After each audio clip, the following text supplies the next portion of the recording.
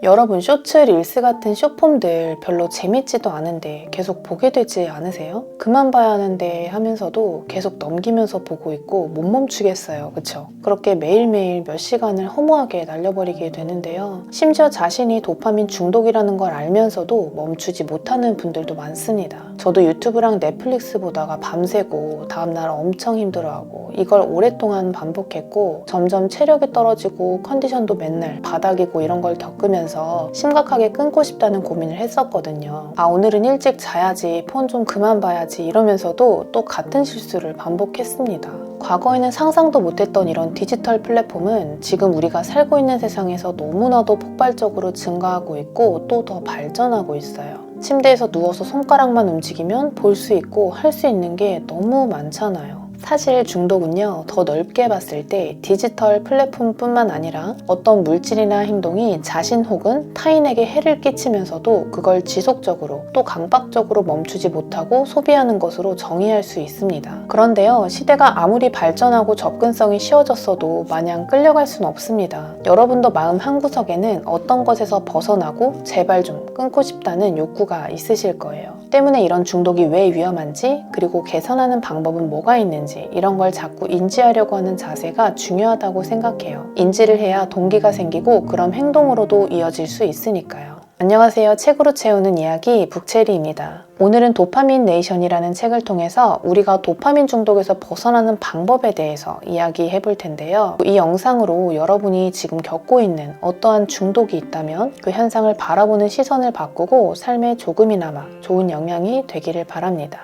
인간의 뇌에는 행복을 만드는 신경전달 물질이 있는데 그게 도파민이에요. 도파민은요, 즐거운 경험을 할 때, 운동할 때, 사랑에 빠질 때, 음식을 먹을 때와 같이 재밌거나 자극적인 것에 반응합니다. 또 어떤 활동에서 성공을 하거나 생존에 도움이 되는 일을 할 때도 도파민이 분비가 되는데요. 쾌감과 만족을 느낀 뇌는 삶의 의욕이 솟아나게 하고 같은 행동을 반복하도록 동기를 부여하기도 합니다.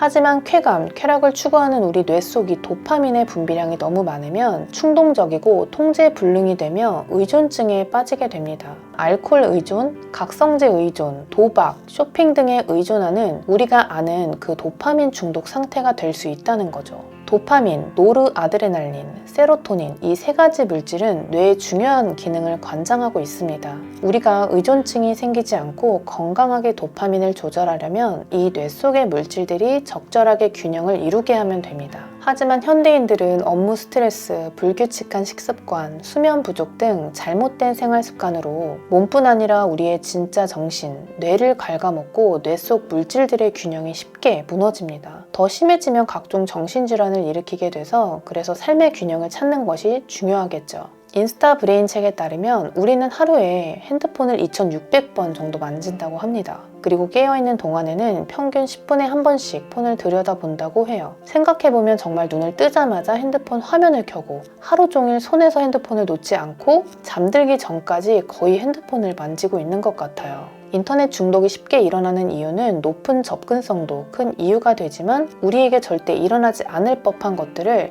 아주 쉽게 접할 수 있다는 점이에요. 영상은 말 그대로 전염성이 있어서 밈이 등장하는 것이고 온라인에서 하는 특정 행동은 다른 사람들도 하고 있기 때문에 다소 평범해 보일 수가 있다는 거죠. 먹방 유튜버들이 엄청나게 많이 먹고 독특한 또는 괴식 같은 것도 먹고 이해할 수 없는 수준의 매운 음식이나 빨리 먹기 등 이런 것이 점점 유행이 되면서 먹방 유튜버들이 엄청 많이 생겼잖아요. 하물며 유튜브를 하지 않는데도 이런 영상들의 영향을 받아서 덩달아 과식하거나 매운 음식을 먹는 분들도 상당히 많을 거라고 생각해요. 왜냐면 저도 먹방을 보고 맛있어 보여서 따라 시킨 적이 몇 번 있거든요. 그 중에서 너무 매워서 먹지 못한 것도 있었고 기대보다 맛이 별로였던 적도 있었고 아무튼 좋지 않은 기억이 있습니다. 저처럼 이렇게 먹방을 보기만 해도 식욕이 더 오르는 이유가 따로 있었습니다. 배가 고플 때 이 식탁에 차려진 음식을 보는 것만으로도 도파민 수치가 올라가기 때문이라고 해요. 그러니까 도파민은 음식을 먹어서 수치가 증가하는 게 아니라 음식을 먹고 싶게 만들고 거기에 집중하라고 부추긴다는 것이죠. 사실 맛있다고 느끼게 만드는 물질은 엔돌핀이고 도파민은 어디에 집중해야 할지 선택하게 만드는 물질입니다.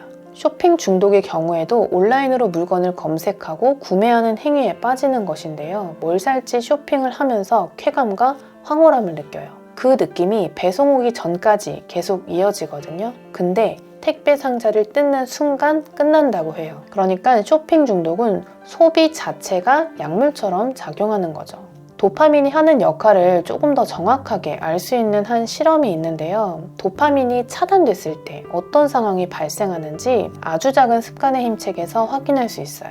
한 실험에서 쥐의 뇌에 전극을 심고 도파민 분비를 차단했는데 놀랍게도 쥐들은 먹지도 성행위를 하지도 어떤 것에도 열망을 드러내지 않았고 삶의 의지를 완전히 잃어서 며칠 지나지 않아 쥐들은 갈증으로 죽었다고 해요. 이 후속 연구로 마찬가지로 도파민 분비를 차단했고요. 쥐들의 입에 설탕물을 넣어줬는데 쥐들은 엄청 기뻐했다고 해요. 도파민이 차단이 돼도 이전처럼 당을 좋아하고 여전히 즐거움을 경험할 수는 있었어요. 하지만 더 이상 원하지는 않았다고 해요. 이 실험으로 도파민이 나오지 않는다면 즐거움을 경험하는 능력은 유지되지만 욕구는 일어나지 않는다는 걸 알 수 있습니다. 그리고 욕구 없이는 행동도 일어나지 않았습니다. 이렇게 도파민은 우리의 의욕의 원천이기도 하지만 지나치면 오히려 악영향이 되는데요. 비정상적인 도파민 수치로 인해서 우리가 어떤 중독에 빠지게 되면 삶이 허무하고 무기력하고 이런 우울증과 같은 기분장애도 관련이 있을 수 있습니다. 인간이 중독에 빠지게 되면 뇌의 일부는 영원히 바뀐다고 해요. 그래서 만약에 초콜릿에 심각하게 빠졌었다면 초콜릿을 연상하는 무언가를 보는 것만으로도 도파민이 분비가 된다는 거예요. 저자도 상담을 하면서 환자들이 이 심각한 중독을 이겨냈지만 단 한 번의 노출로 다시 중독에 빠진 경우를 심심치 않게 봐왔다고 합니다. 그런데 걱정하지 않으셔도 됩니다. 다행스럽게도 이 새로운 신경망을 만들어서 건강하게 행동할 수 있는 방법이 있습니다. 이 책에서는요, 중독 관리를 위한 이 3가지 접근법이 나오는데 제가 그중 2가지를 말씀드릴게요. 첫 번째는요, 물리적 자기구속이에요. 이 자기구속은요, 자신과 중독 대상 사이에 이 장벽을 만드는 방법인데요. 그러니까 의식적으로 고리를 끊어버리는 거예요. 만약에 SNS를 끊고 싶다면 그 어플을 아예 삭제하는 거고, 게임을 그만하고 싶다면 컴퓨터 연결을 하는 선을 잘라버리거나 그 선을 버린 쓰레기통마저 버리는 거예요. 물리적으로 장애물을 만든 케이스는요, 게임기를 차고에 넣어버리거나 신용카드를 잘라버리거나 아이패드를 은행 안전금고에 넣거나 하는 등이 있다고 합니다. 저자도 로맨스 소설에 푹 빠져 있었는데 전자책 단말기를 버렸고 그렇게 해서 중독적인 소설에서 벗어날 수 있었다고 합니다. 일부러 도서관이나 서점에 가야 하는 그런 사소한 불편이 중독 대상과 자신 사이에 꽤 쓸모있는 장애물이 되었던 것이죠. 중독 관리를 위한 그 다음 접근법은요, 순차적 자기 구속이에요. 이거는 스스로 그 시간과 일정을 정하고 그 사이에만 사용할 수 있도록 제한을 두는 방법이에요. 예를 들어 휴일에만 할 거야, 주말에만 먹을 거야, 5시 이후에는 절대 안 볼 거야 하면서 다짐하는 시기예요. 연구에 따르면요, 하루에 6시간씩 약물의 접근이 무제한으로 허용된 쥐들은 시간이 지날수록 레버를 점점 더 많이 누르다가 결국 지치거나 죽음에 이르는 반면 하루에 1시간만 접근한 쥐들은 일정량의 약물에만 기댔다고 해요. 그리고 도둑맞은 집중력 책에 따르면 우리가 전자기기나 앱에 점점 중독되는 과정을 극복하려면 개개인이 각자 기술을 개발해서 이런 방해 요소에 굴복하는 자신의 내면에 저항해야 한다고 해요. 그 방법으로 10분 규칙이 있는데요. 핸드폰을 확인하고 싶거나 무언가 먹고 싶은 충동을 느꼈을 때 딱 10분만 기다리는 거예요. 또한 핸드폰 알림 설정을 끄는 방법도 제안하는데요. 저는 이 2가지 방법을 모두 해봤고 지금도 하고 있고 엄청 효과를 본 방법이에요. 10분 규칙의 경우에 제가 이유 없이 핸드폰을 보려고 할 때 일단 잠깐 멈칫하고 생각해요. 내가 지금 핸드폰을 보는 이유가 뭐지? 왜 봐야 하지? 이유가 없거나 타당하지 않으면 핸드폰을 안 봤어요. 알림 끄기 또한 마찬가지로 저는 제가 설정한 시간에 어떠한 알람 소리도 오지 않게 했고 나중에는 장소까지 정해서 특정 장소에서만 알람을 받을 수 있게 하거나 아니면 진동만 끄거나 하는 식으로 제 생활 루틴에 맞춰서 설정을 해놨어요. 이게 처음에 설정하는 게 조금 귀찮기는 한데 정말 효과 있었어요. 여러분도 핸드폰 알람을 끄고 며칠만 지내보세요. 정말 편해져요. 생각보다 별로 큰일도 나지 않고 오히려 좋습니다. 도파민 중독에서 벗어나는 근본적인 해결 방법을 살펴볼게요. 첫 번째는 찬물 목욕입니다. 자기 개발이나 건강에 관심이 많으시다면 찬물 목욕이 건강에 좋다는 이야기를 들어보셨을 것 같아요. 찬물로 목욕을 한다는 게 생각만 해도 참 고통스러운 일인데요. 찬물 목욕의 원리는요, 고통이 쾌락으로 바뀌면서 도파민이 증가하는 원리인데요. 운동 후에 러너스 하이를 느끼거나 무서운 영화를 보고 설명할 수 없는 카타르시스를 느끼는 경험 같은 거예요. 우리가 아주 손쉽게 쾌락을 얻어내고 고통을 받는 것처럼 쾌락 역시 우리가 고통을 통해서 얻는 보상입니다. 사실 우리는 모두 고통으로부터 도망치려고 하죠. 어떤 사람은 약물을 복용하고 어떤 사람은 밤새 넷플릭스를 몰아보고요. 방에 숨어서 아이스크림을 퍼먹기도 합니다. 저자는 말합니다. 우리는 자신으로부터 관심을 돌리기 위해 뭐든지 하려 든다. 하지만 자신을 고통으로부터 보호하려는 이 모든 회피 시도는 고통을 더 악화시킬 뿐이다. 고통으로 쾌락을 얻는 다른 예로는 음식 제한이 있습니다. 한 실험에서 원숭이를 대상으로 간헐적 단식과 칼로리를 제한했을 때 혈압은 줄고 수명은 늘고 노화와 질병에 대한 저항력까지 높였다고 합니다. 간헐적 단식은 체중 감량 그리고 삶의 질을 높이는 방법으로 대중적으로 인기를 꾸준히 모으고 있는데요. 간헐적 단식 종류는 참 다양합니다. 1일 1식, 일주일에 1일 단식, 16대 8 단식, 격일 단식 등이 있어요.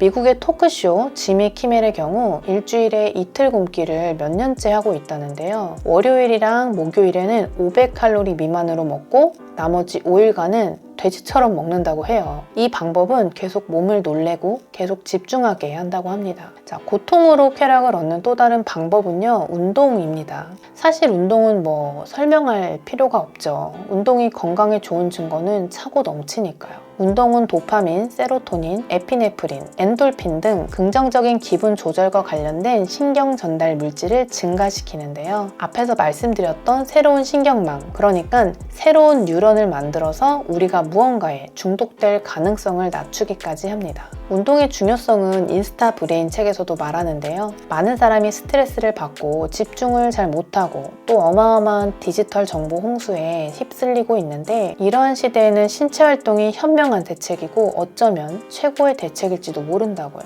당신의 뇌는 최적화를 원한다 책에 따르면요, 운동을 하면 도파민 외에도 집중력과 상상력을 높이는 아세틸콜린이 분비가 되는데요. 약간 힘든 운동을 하면 엔돌핀도 분비가 된다고 해요. 30분 이상 유산소 운동을 하면 또 지방 분해를 촉진하는 성장 호르몬도 분비가 되어서 운동 후에 우리가 머리가 맑아지는 느낌이 드는 이유는 이러한 물질들의 복합 작용 때문이라고 합니다. 그래도 우리는 사느라 너무 바쁘고 지칩니다. 운동할 시간을 잠깐이라도 내는 것이 부담스러운 분들도 분명히 계실 거예요. 그래서 하루에 10분에서 30분 정도 동네를 걷는 것만으로도 차이를 만들 수 있다고 해요. 저자의 말로는 운동은 자신이 처방할 수 있는 그 어떤 알약보다 긍정적인 효과를 낳는다고 합니다. 도파민 중독에서 벗어나는 또 다른 근본적인 해결 방법은요, 있는 그대로 말하기입니다.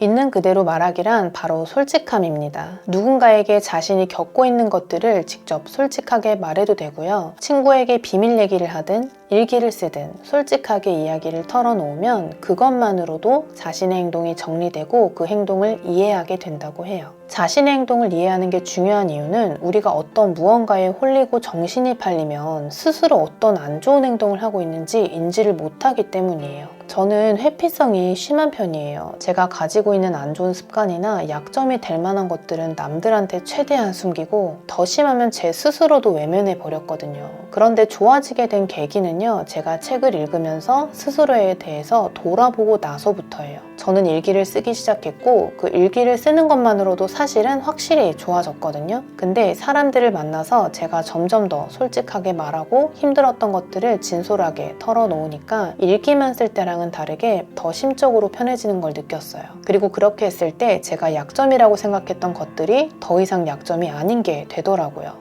그걸 있는 그대로 받아들이고 나니까 더 이상 신경 쓸 필요가 없어지게 된 거죠. 사실 솔직해지는 게 쉬운 게 아니에요. 저도 엄청 큰 용기를 냈던 거고 저자 역시 솔직함에 대해서 이렇게 말합니다. 솔직하기란 매일의 도전이다. 내겐 이야기를 살짝 꾸며서 나를 돋보이게 하거나 나의 나쁜 행동을 변명하고 싶어하는 마음이 늘 있다. 그런 충동을 이겨내려고 지금도 최선을 다하고 있다. 네, 우리는 당장 기댈 수 있는 기분 좋은 도피라면 무엇에든 마음이 갑니다. 우리가 살고 있는 현대사회에는 너무 쉽게 자극에 노출이 되고 이는 누구나 도파민에 중독될 가능성이 있다고 생각해요. 또 인간은 대체로 긍정적이고 잔잔한 것보다 부정적이고 충격적인 것을 더 훨씬 오래 바라본다고 하는데요. 그럴수록 시스템은 점점 더 우리가 얄팍하고 부주의한 사고를 하게 만들고 있습니다. 그래서 늘 어떻게 스스로가 살고 있는지 꾸준히 의식하고 삶을 점검해야 할 필요를 많이 느끼고 있어요. 저도 역시 원하는 루틴을 찾고 만족스러운 하루하루를 지금은 살아가고 있지만 그럼에도 언제나 현재를 인식하려고 노력하고 있습니다. 그럼 마지막으로 정리를 해보겠습니다. 물리적으로 중독 대상 차단하기, 시간 정해두기, 10분만 참기, 핸드폰 알림 끄기, 고통을 쾌락으로 바꾸기, 마지막으로는 있는 그대로를 바라보고 솔직해지기입니다. 이 책에는 제가 미처 다 하지 못한 방법들이 훨씬 더 많이 담겨 있습니다. 사실 도파민 중독에서 벗어나는 방법뿐만 아니라 이렇게까지 솔직할 수 있을까 싶을 정도로 저자 본인의 경험들을 털어놓으면서 우리는 모두 다 같은 고민을 하고 있고 이런 고통을 겪는 것이 나 혼자가 아니라는 걸 깨닫게 해주기도 했습니다. 심리적으로 편안하고 따뜻한 공감을 느낄 수 있는 많은 위로가 되는 책이라고 말씀드리고 싶어요. 그럼 오늘 영상은 여기까지 하겠습니다. 시청해주셔서 감사합니다.